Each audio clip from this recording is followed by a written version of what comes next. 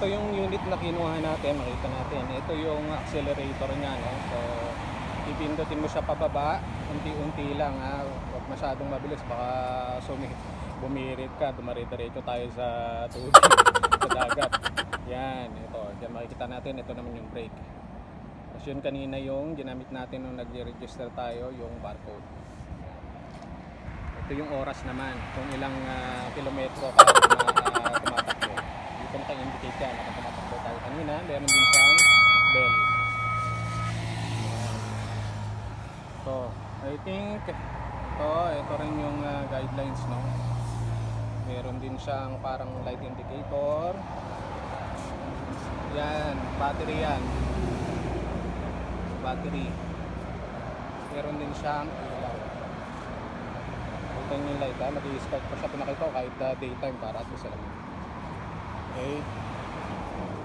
Then, we have, meron din siyang back brake para if ever, ha? So, yung mga safety features niya. Talagang okay naman siya gamitin. Ayan, at nakapag-register na tayo. So ngayon, let's try na gamitin. Bago nga pala natin siya gamitin, so pag i-start na natin, itulak natin ng konti kasabay yung accelerator para mag-trigger, para magkaroon siya ng speed.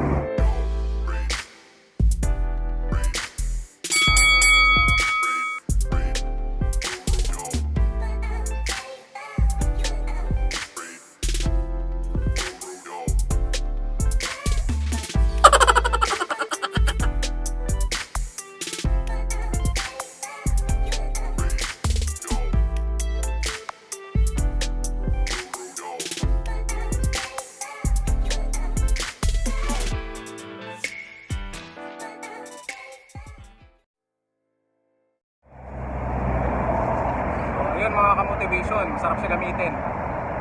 Medyo mainit nga lang, pinagpawisan tayo, pero okay siya. Itong ganitong mga klaseng scooters, actually alam ko sa Philippines meron na rin ito. I saw one time sa vlog din na sa Intramuros meron silang free rental.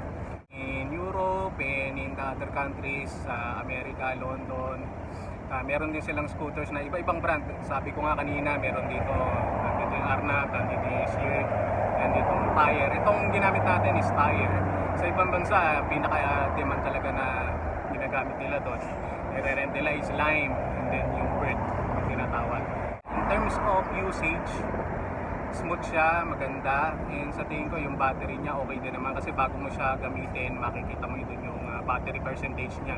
So alam mo kung malolopat na siya at kung pwede mo palitan ibang unit para dun sa mga mas meron pang battery na load na fully charged kahit paano. So ito, bago nilirelease in public ay gumaan talaga to sa pag-aaral din syempre.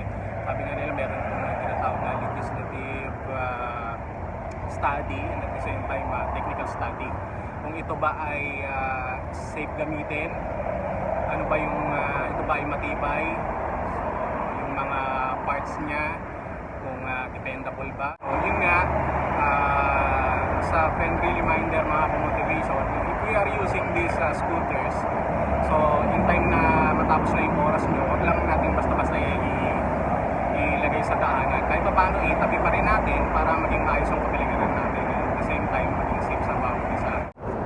So yun mga Kamotevation, maraming salamat sa pagsama nyo sa akin sa araw na ito, sa inyong panonood sa ating YouTube channel.